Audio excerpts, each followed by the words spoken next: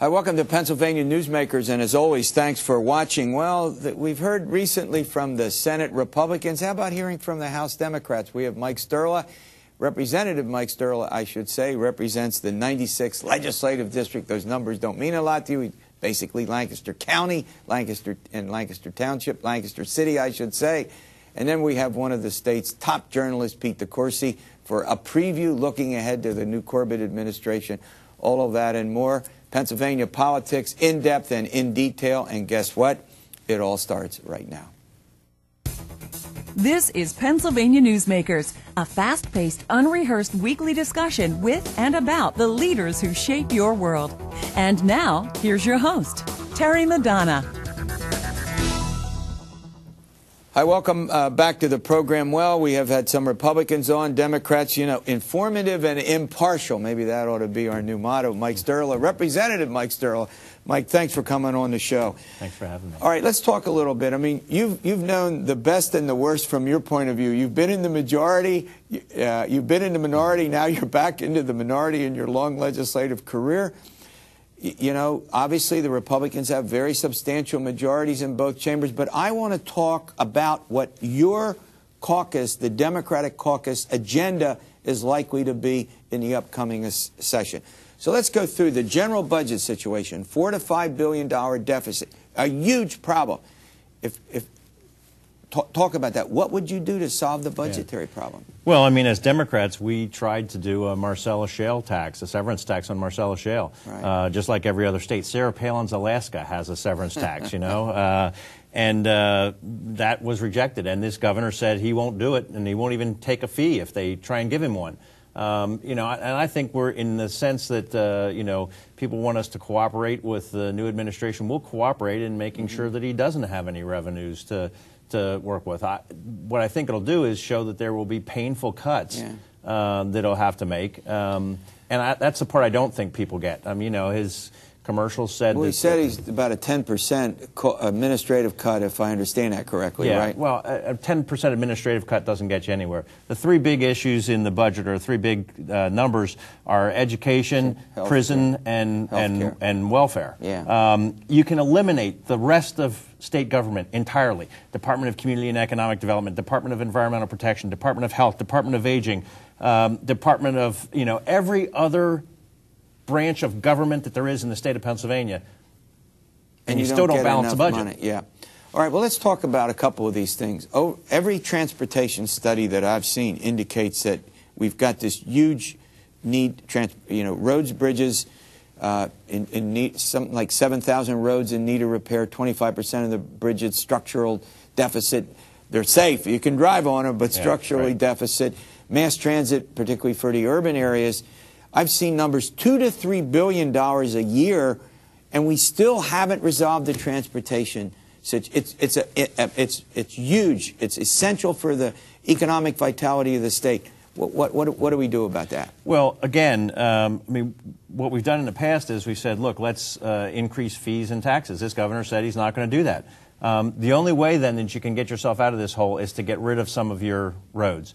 Well, how can we do that? Well, I think it would be wrong, as some people have proposed, to sell off something like the Turnpike. That actually generates money for us. So why would we want to get rid of that? No one's buying it in a recession anyway. Right. Tolling Route 80, how many times have we tried that? Is that a viable option if we could get the feds to agree? Well, I think it has to be. I think it has to be. But beyond, the governor said he won't do that. He's not going to accept that. Yeah. The thing I think that we have to go to then is we have 40,000 miles of roads in this state. More than all of New York, New England, Maryland, New Jersey combined.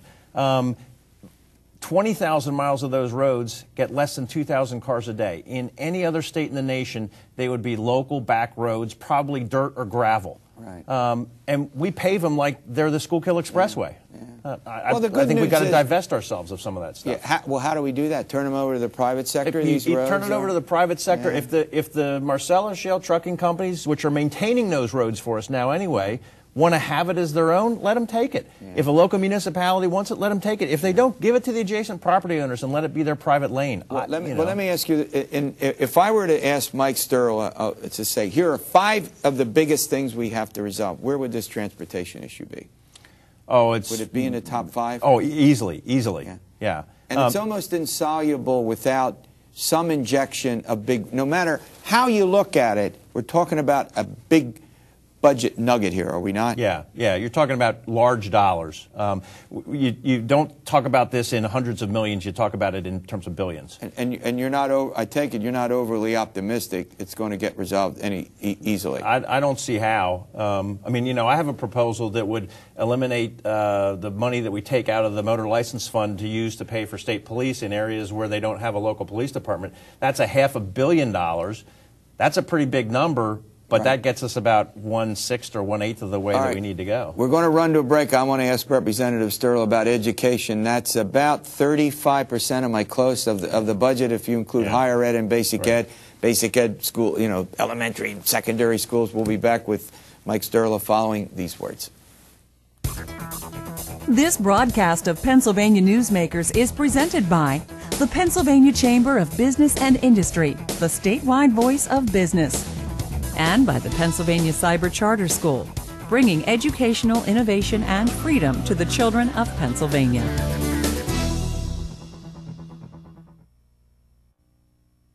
This broadcast of Pennsylvania Newsmakers is presented by PAConstructionJobs.com. For more information about rewarding careers in the highway construction industry, visit PAConstructionJobs.com. And by the Pennsylvania Manufacturers Association. Business in Pennsylvania is our business.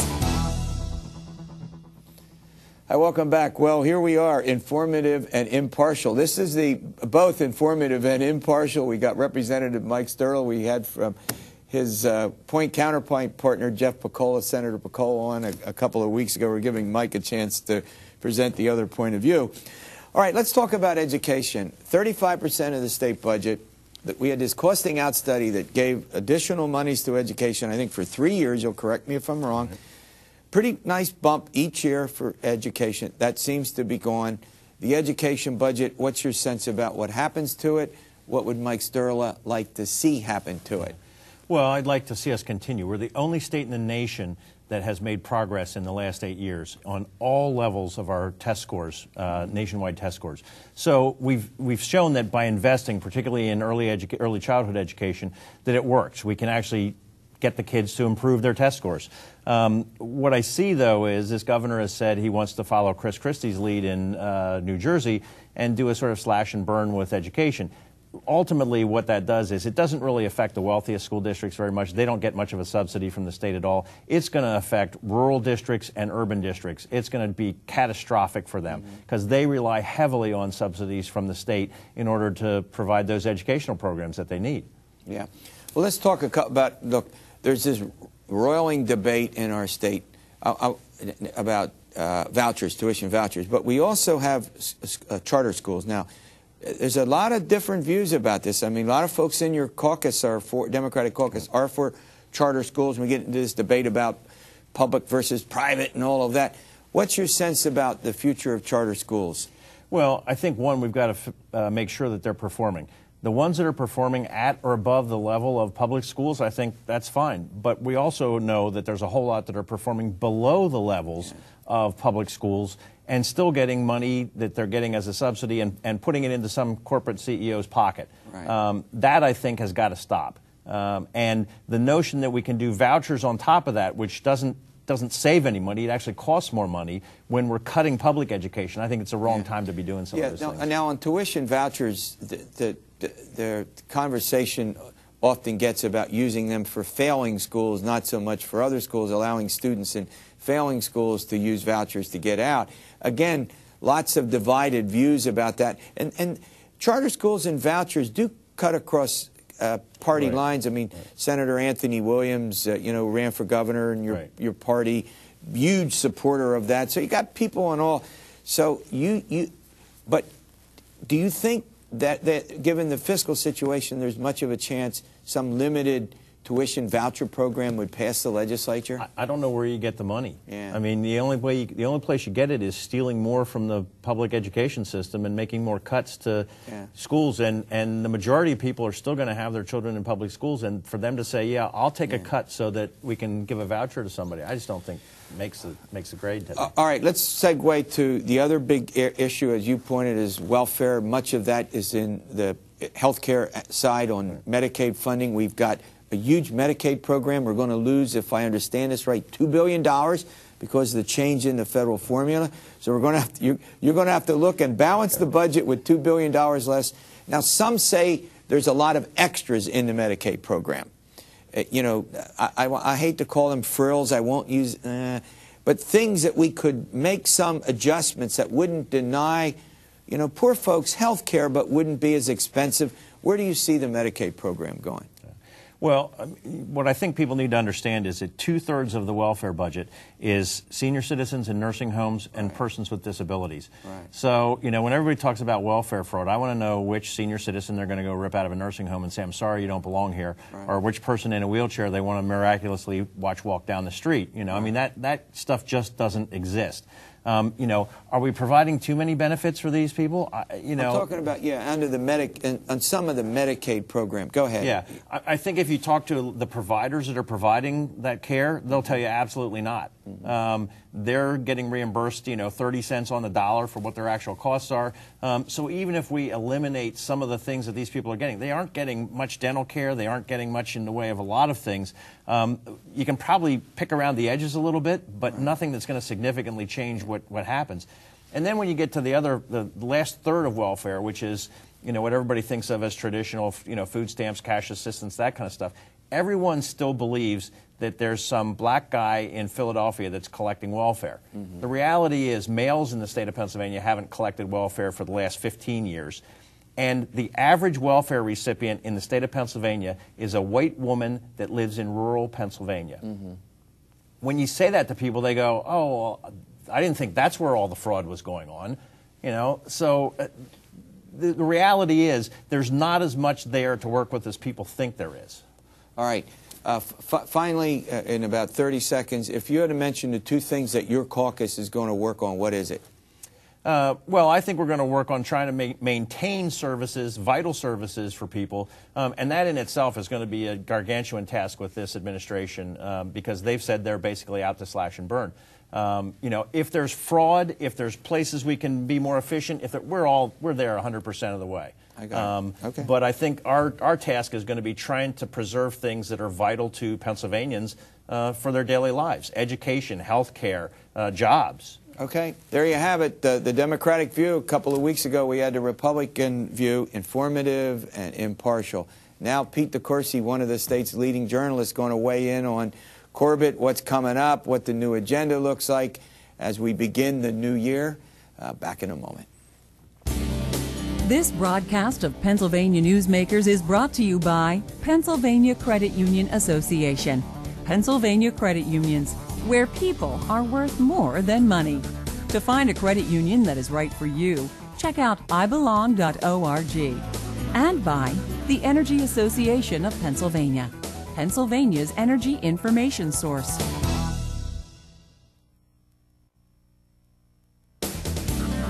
This broadcast of Pennsylvania Newsmakers is presented by the State System of Higher Education. 14 state-owned universities. The state system is the largest provider of higher education in Pennsylvania. And by the Hospital and Health System Association of Pennsylvania, working towards a healthy Pennsylvania. Hi, welcome back to the program. Well, joining me often, as the case is Pete DeCoursey. He's the Bureau Director of Capitolwire and one of the state's leading journalists and also a columnist. All right, Peter, let's get to the heart of it. Tom Corbett, new governor, new agenda, big deficit, but his party also has what I'll call super majorities in both chambers. Let's talk about Corbett's agenda. You know, for a long time, a lot of us didn't believe him. I don't mean this meanly, but does he really going to do what he said? And you know what that means, and I'll let you talk about what that means. Do you believe he's going to do what he says? I think he's going to try very hard, and I think he's going to do as much as the legislature will let him. And I think the legislature has changed remarkably, as you just said, in the last election, so he has more room to run. Yeah. I mean, you just had Jake Corman, the State Senate Appropriations Chairman, announce that he's basically going to run for U.S. Senate against Bob Casey on the strength of how cheap this budget is going to be and how much they can cut and what tough decisions they can make. That is where the Republican Party is right now. They are not the Republican Party of the years of Matt Ryan, where they were, you know, in Rick Santorum's phrase, sort of cheap Democrats. Yeah. This is a cutting Republican Party. They've gone through an election cycle where they promised to cut the state budget. A lot more conservative Republicans and even some Democrats in the legislature now who ran on no tax hike, no pay hike. Remember, you wrote a lot about that. No tax right? hike, no pay hike, no fee. And no and cut state government down to size. Is that right? Absolutely. And now you're going to have, as some of your other guests have said, just a tremendous battle over this, because you're going to have the entrenched interest fighting very hard to keep their various programs, and you're going to have people saying, you know, here's the effect of what you will do. But again, I mean, just as a perfect example, when toward the end of the campaign, Tom Ridge tried to come out and say, well, Tom Corbett did pledge that he wasn't going to raise taxes on Marcellus Shale, but the industry would be cool with it, and Tom Ridge is, you know, hired by the industry now, would be cool with it if he did, and it's okay if he does, and I think he probably will. And Tom Corbett came out and said, no way. All right, I got to ask you the big question. I mean, it's come up. Tom Ridge was for this. Dick Thornburg was for it. I don't think they pushed very hard to do it. Sell the liquor stores. Well, they tried, but they ran into this unbreakable sort of triangle of the unions, right, the Mothers Against Drunk Driving, and the conservatives who felt that you shouldn't expand liquor sales. And the problem is, in order to, if you privatize something, you are eventually going to expand it. Particularly if you have Republicans in who don't believe in, you know, a lot of mandates and regulations. But right now, the state is somewhere between $2 billion to $5 billion in the hole. They can realize money from the state liquor stores, and they say they can bring in the same revenues they're getting now. Now, I'm not sure how you do that, since you wouldn't be getting the profits anymore, and Tom Corbett again has said you can't raise taxes. But he is absolutely committed to this, and recent polling shows it is the most popular and the only, other than laying people off, oddly, it is the only thing that commands 50% plus in polls. I mean, it's always been popular with the people to sell the liquor stores. That's not uncommon. But let me ask you the critical question: can he do it? Will the legislature? You talked about the interests that will weigh in against it. Can Tom Corbett get the liquor stores sold? If so, when? Yes, and probably at next fall, after the budget is done. He will try to do it as part of the budget, but I think it just may be too heavy a lift in that kind of situation. But he will try to do it, and I really do think it's now or never. I mean, even during the Thornburg years, where there was a very poor state economy, there was never as bad a state economy as there is now.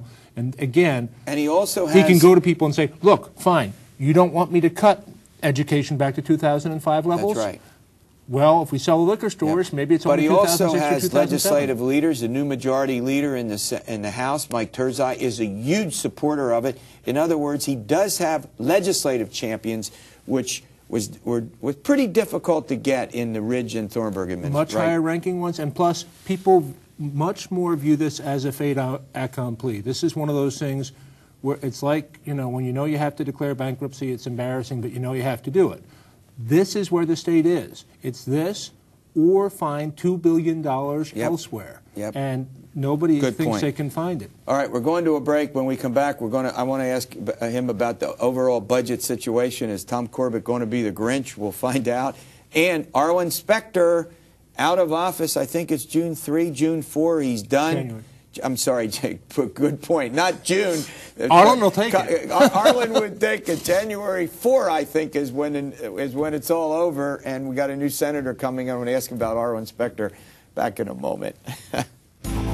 This broadcast of Pennsylvania Newsmakers is presented by Highmark Blue Shield, changing the way health plans work for business with a variety of plan options for employers and more choices for employees.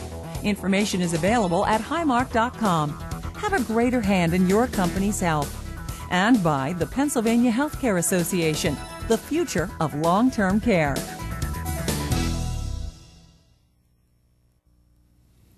Hi, welcome back with Pete DeCoursey, the Bureau Chief from Capitolwire, one of the state's leading reporters. All right, I want to get to Spectre, but is this Tom Corbett going to be our Grinch?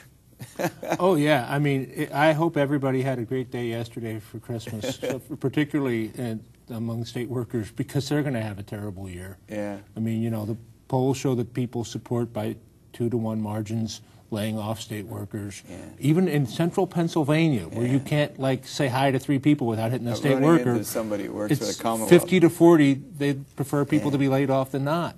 I mean, that's where this election really is coming home to roost, is because everybody made such a great job of campaigning against the state budget and saying we need to take tough steps. The public is way ahead of the legislature in being willing to take those tough steps. Right. All right, I want to get to Darwin Specter. 5 terms, longest-serving U.S. senator in state history, probably brought more largesse back from the federal government. Incalculable, we'll never know, big role. And talk a little bit about what you've interviewed him, you know him. Talk a little bit about Specter's legacy. What do you think? Well, first of all, he has a really interesting role sort of to the side of all that, which is he's this sort of like famous, he's the most famous and controversial politician, in addition to all the accomplishments. And no Pennsylvania politician of, I think, the post-war era and maybe even the 20th century played a bigger role in American history, in my opinion, than Arnold Specter. But he's also had this great sort of Terrell Owens controversial Paris Hilton kind of role, because he's this tremendously controversial guy who's always doing things in a very high-profile way that are a little bit odd. I mean, like the single bullet theory, which it became, you know, it became so much a part of American culture, it was parodied in a whole Seinfeld episode. I mean, you have Scottish law, and if Seinfeld had still been going, you know, I always just proved for the impeachment. I mean, you know, Seinfeld never did a show about Tom Ridge. Seinfeld never did a show about, you know, Ed Rendell. That's true. I mean, the fact is that Arnold Specter has this role both as this incredibly substantive and hardworking politician, but also as sort of the Paris Hilton of Pennsylvania politics, doing all these things that transfix, you know, the chattering class. And so I think he'll be missed, you know, as much for the hearings with the porn stars, which were, you know, he did those every year. Great for like theater. Yeah, I mean, he literally have the biggest porn stars in America come and testify before the Senate.